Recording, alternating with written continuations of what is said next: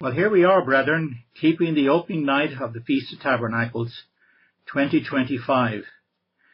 And during the feast, we will be doing a lot of imagining. And when we read the scriptures, we will try and imagine what it would be like in the millennium. But imagine in the Word tomorrow teaching people to be like the kind of person Jesus Christ was as a human being. He'll be on this earth as King of Kings and Lord of Lords, and that will be known. But what was Christ like when he was a human being? What he taught and his example to his disciples and to others. What was he like? And people would like to know the real Jesus Christ. To teach others to love their fellow man, to instruct what love is and what it means to love other people, and of course to love the great God. Yes, to teach how to grow in favor with our fellow human beings. So let's look at two scriptures referring to Jesus here in Luke chapter 2 and verse 52. Luke 2 verse 52. And Jesus increased in wisdom and stature and in favor with God and man. Not only just with his Father in heaven, but other human beings. This is referring to Christ. He was a young boy. And is a statement that was true to him throughout his lifetime. Christ was charming and mannerly. If you notice here in Luke chapter 4 and verse 22, Luke chapter 4 and verse 22, it says, and all bear him witness, or all were speaking well of him, and wondered at his gracious words, which proceeded out of his mouth. And they said, is not this Joseph's son? He was coming out with gracious words. Jesus was thoughtful and considerate, and always had the welfare of others in mind. Not was seen. He would be able to do that. And he would want to help others.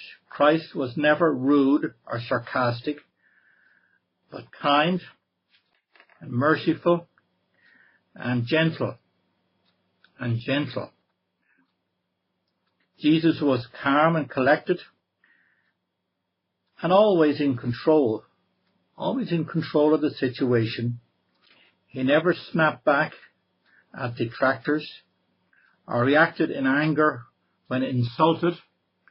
What do you mean by saying that? And would get real irate and angry. Christ did get angry, but in different circumstances and situations.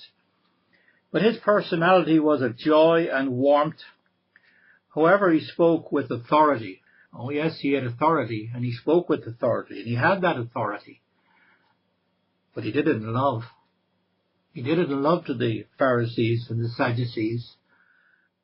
Jesus Christ expressed the nature and character of his Father in heaven. And he said that. If you just turn to John chapter 14, John 14 verses 8 to 10. John chapter 14 verse 8.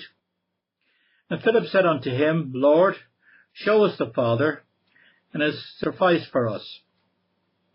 And Jesus said unto him, have I been so long time with you, and have you not known me, Philip? He that hath seen me has seen the Father. And how say you then, show us the Father? Believe you not that I am in the Father, and the Father in me? And the words that I speak unto you, I speak not of myself, but of the Father, that dwells in me, and he does the works. He does the works. That's where all the power was given to Christ from the Father. And I'm sure we all would love to know how Christ grew in favor with God and man. Imagine being around Jesus and seeing him in action with others. In Ephesians chapter 4 and verse 15. Ephesians chapter 4 and verse 15. But speaking the truth in love may grow up into him in all things, which is the head, even Christ, Or another translation puts it, instead, we will speak the truth in love, growing in every way more and more like Christ, who is the head of his body, the church. Now we are God's temple. In the Old Testament, God had residence in the physical temple. But now we can read here in 2 Corinthians chapter 6 and verse 16. 2 Corinthians chapter 6 and verse 16. Now what agreement has the temple of God with idols? For we are the temple of the living God. See that? We are the temple of the living God. As God has said, I will dwell in them, in his people, and walk in them, and I will be their God, and they shall be my people. My people. And he says another something on that line here in 1 John chapter 4. 1 John chapter 4 and verse 13.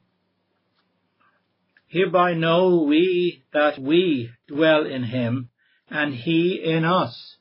He in us, because he has given us of his Spirit. Of his Spirit. So God is living in us. And we want to live like Christ lived. We want to live like Christ lived. Just back a little bit in 1 John chapter 2 and verse 6. 1 John chapter 2, verse 6. He that says he abides in him ought himself also so to walk, even as he walked. He's talking about living, the way of life to live, and to live like Christ, and to do that. Now in the millennium, we will teach how to grow in favor with our fellow man, with other human beings. How did Jesus do that? How do you grow in favor with other people? That's what we have to do, and we'll be teaching. It is not always easy to do that. We don't find it easy. It's not easy to deal with human beings. Certain individuals it is, others are not. Because people are just difficult. They're just difficult. There are personal differences. People just bug other people, and they don't intend to, but they just do.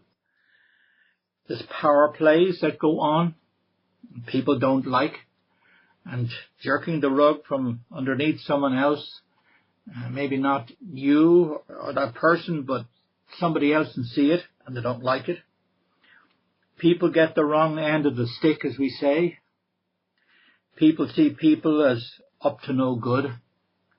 Oh, they're up to no good. People have blind spots as well. They don't see it. People are suspicious of others. What's their motive? Why are they doing that? They want to gain something. I've got to watch that. These are all the relationships that people have that maybe we experience from time to time, but we don't want to have those kind of things.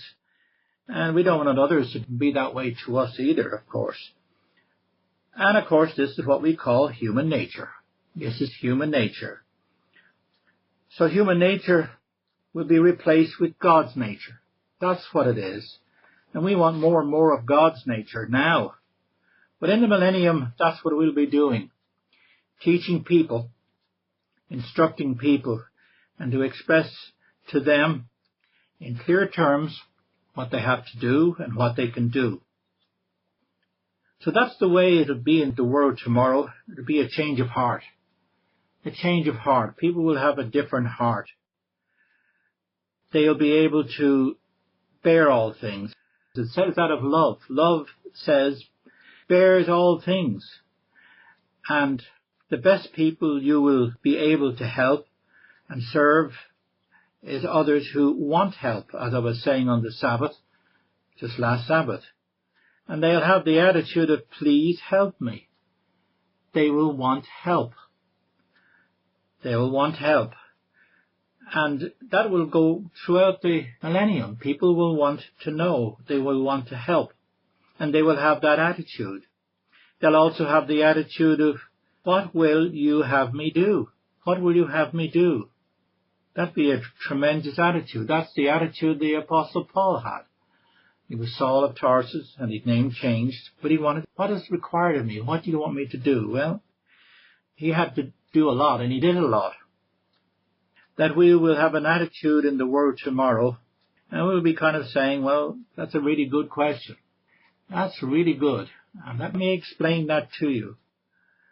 Let me explain that to you and teach you how you can get along like Jesus Christ was able to get along in his life when he was a human being. And we know that we can talk from our experience as well how to get along with people and how to love other human beings. And that's what they will want to do. And we will teach them based on what Jesus Christ was like as a human being. So we'll have much more to teach people and to help others in many other areas. So not only showing love, but honor all people. That's what people will have to learn and do, and we'll have that opportunity. That's what we'll be able to have, that tremendous love ourselves, the love that God has, we will have. And that is for each one of us now. We're learning these things now to grow in honor with God and man. And key scripture here in 1 John chapter 5, 1 John chapter 5, verses 2 and 3. And John writing here, and he says, "By this we know that we love the children of God, when we love God." We really love God, then we will love the children of God. We will love others.